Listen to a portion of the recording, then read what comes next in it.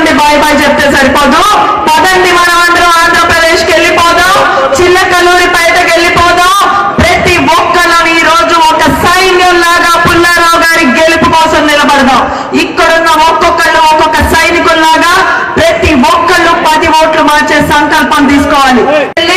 పల్నాడు పౌరుషం ఏంటో చూపించాల్సిన అవసరం ఉంది. సైకిల్ గుర్తు పైన ఎమ్మెల్యేగా పుల్లారావు గారికి, ఎంపీగా కృష్ణదేవరాయలు గారికి సైకిల్ గుర్తు పైన ఓటేసి మన కడుపు మంటేంటో ముఖ్యమంత్రి గారికి చూపించాల్సిన అవసరం మనందరి మీద ఉంది.